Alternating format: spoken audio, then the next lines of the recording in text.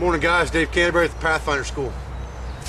Our shelters went through a night now, so all the debris that's on top has had a chance to settle. You know, with the heavy air and the dew and stuff, and it getting cold last night, everything settled down pretty heavy. So now we want to put another layer on top of this, but before I do that, I'm going to throw some sticks and things like that on top here, some vines, and then I'm going to throw another layer of debris on top of it just to hold everything down in case of high winds. It's pretty protected right here, but just in case, it also give it a little bit more insulation. Now the other thing that we need to talk about here, we've got our mat laying over here. We're going to trim it down a little bit.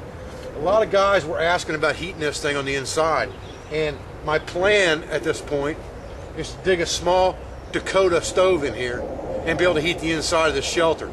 I've got myself a digging stick here that I'm going to use to start getting a hole built in here. I'm going to try to get a camera in there and see what we can do to get that on film for you. We're going to trim up our mat, get some more debris on here, get this shelter a little bit more livable today. So this will be part 3 in the spider shelter series. Stay tuned and stay with me. We're going to have a good time today, guys. Hold tight.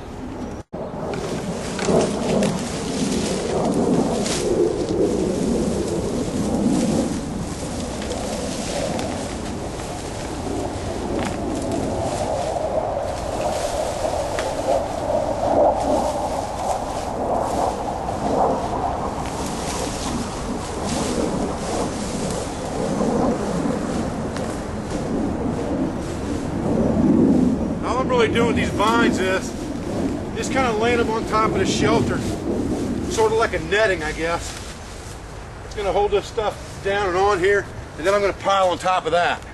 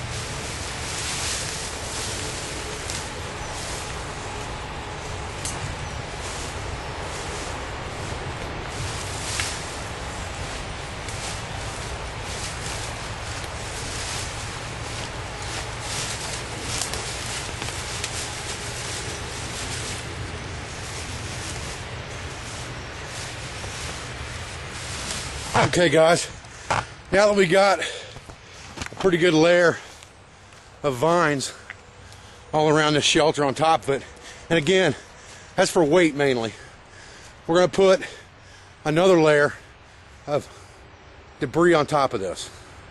Now I've already got some piled up over here. I got to get a lot more, so stay with me. Now guys, this next layer that I'm getting ready to put on over top all these vines, there's a lot of what I call chunk debris in this. That means there's a lot of sticks, pieces of vine, you know, just chunks of dead wood off the ground. That's okay, because all of that's going to add weight, and that's what I want. I want to add weight to it right now. That'll give me better insulation. It'll also hold the shelter together better in foul weather. Like I said, I picked a pretty protected area. Not much wind is going to come through here anyway, so it's not going to matter. But this will just give me a better insulative layer. And when it does finally snow, and snow covers the top of this shelter, man, that thing will just be like an igloo. It'll be so warm in there. So let's get this chunk layer on top, and we'll go from there.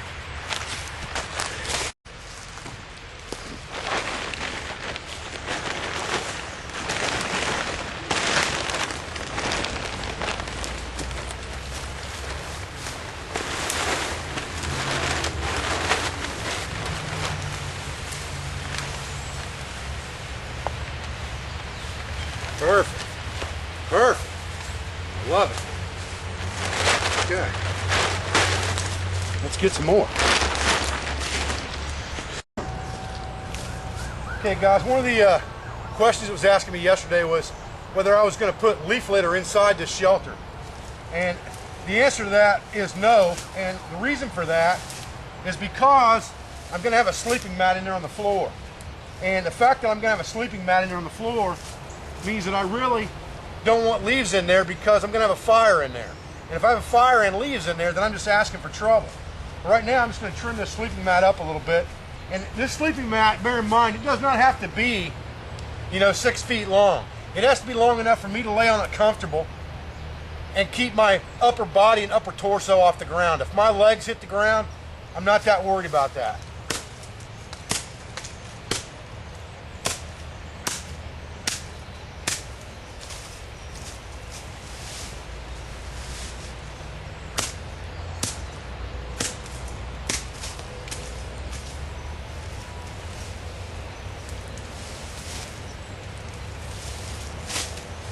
As long as this thing's long enough for me to put my upper torso on, that's all I'm really worried about.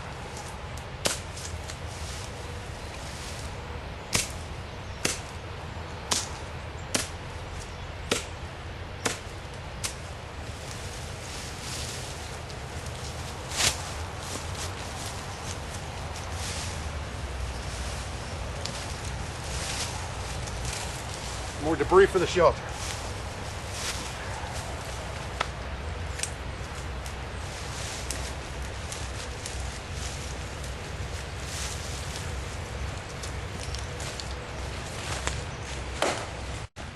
Okay, we're inside the shelter here, and I'm just laying on top of this space blanket to keep off the ground. I don't want to lay on my sleeping mat right now and waller around on it for no reason. So I'm scooping out some leaf litter that's in here real quick.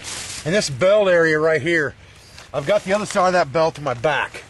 And this belt area right here is where I'm going to build what I hope is going to sustain heat in this shelter. And you can see I'm stretched out all the way in here right now, and my arm's right here at the front door, so I got plenty of room. So what I'm going to start doing here is digging a bit of a fire pit right here, and hopefully I'm not going to get real lucky and run right into a root right off the bat, but if I do, I do. Fellas, I'm going to tell you, there's an absolute ton of roots in here, and you're going to have that, and you just got to work with it, cut them off as you go with your knife, and just keep on stroking. Everything takes time. Okay guys, in this Dakota fire hole here, one thing I want to prevent is any flames from coming up into the structural area of this thing as best I can. You're not going to build a big fire in there anyway. You're going to build a pretty small fire. So I went down by the creek bottom and I got a couple pretty good sized stones, and I'm going to take those stones and I'm going to put them right up in here against the structure, just like this, and bury them a little bit in there just to keep the flames that are immediately there from getting anywhere near my structure. I'll pound this hole down real good right here and then put them in. Hang tight, I'll show you. Well, my plan was to put a Dakota fire hole in here, but now I'm not sure I want to do that, because I've put a couple rocks in up here, and I'm just not sure I want to go to the hassle of trying to dig down underneath the dirt and up out to get a Dakota fire hole, because I'm not sure I really need it. The fire's pretty close to the doorway here, and it's so nice and cozy in here. Right, I'm sweating in here right now, and it's 45 degrees or 40 degrees outside, and I'm sitting in here sweating in Under Armour. I'm really not working that hard to make me sweat. It's just warm inside the shelter, and I know if I put a fire in here, it's going to be really warm. And I think I don't even really need a door on here so much. I may make one just in case it gets really, really cold, but I think I could forego that and just keep a very small fire in here, and the smoke's going to go out between these sticks and out and up through this door, because I've got the fire pit so close to the door. I don't think I really need to worry too much about it. Even if I put a mat over this doorway, I think the smoke would still escape enough that it's not going to hurt me at night, even without the Dakota fire hole. So I'm going to start a fire in here and see what it looks like. Let me show you what this pit looks like right now. Okay guys, we're inside the shelter here completely now. I can't even get the tripod in here.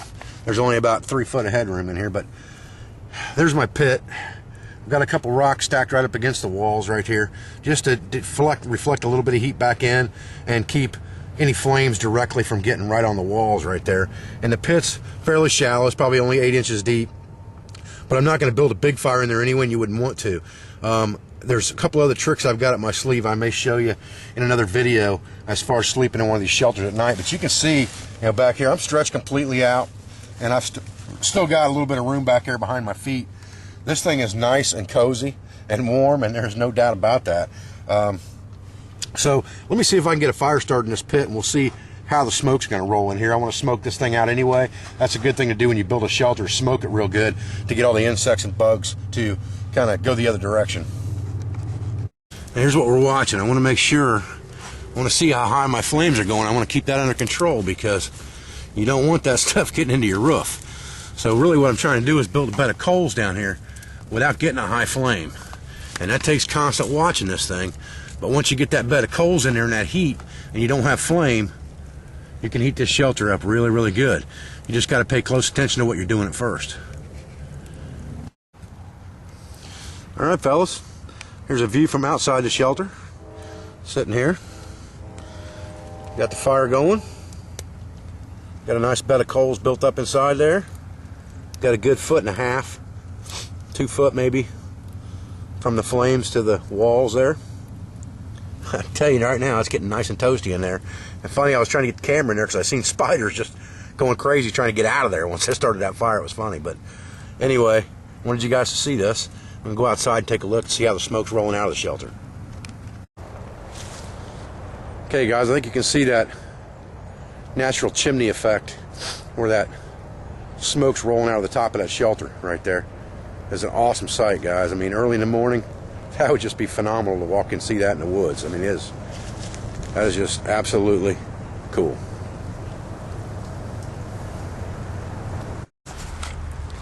Okay guys, I've got my sleeping mat in there now. Bed of coals. Let's get inside this bad boy. Well guys, I gotta tell you, it's hot in here, man. It's hot.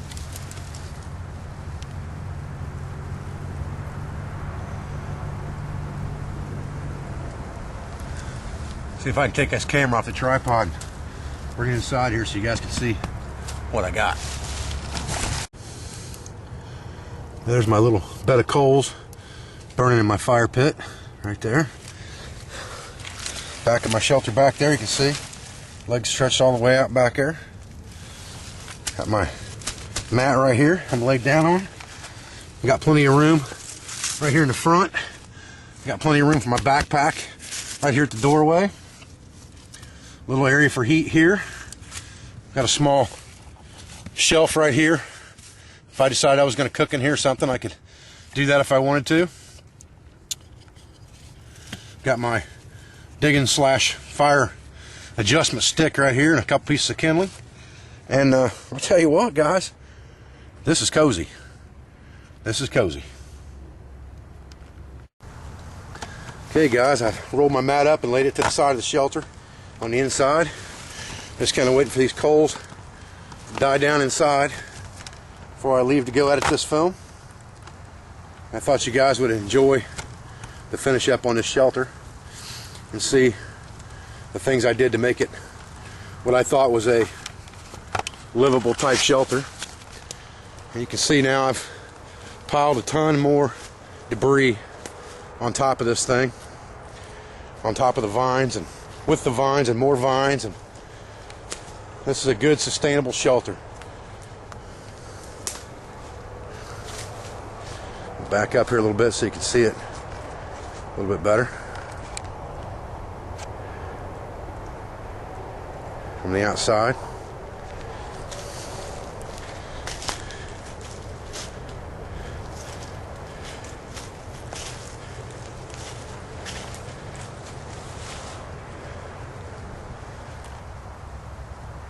Well, I'm Dave Canterbury at the Pathfinder School, and hope you guys have enjoyed this video as much as I've enjoyed building this shelter and shooting it. Did get a comment yesterday from a gentleman talking about how I really haven't shown a lot of shelter building videos, and I apologize for that.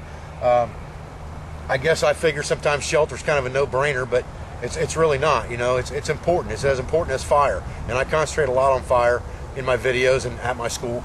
But shelter is very important, and this is a good way to build a nice, sustainable shelter that will last for a long time. Of course, you have to maintain it, but it'll last for a long time. Very useful to you.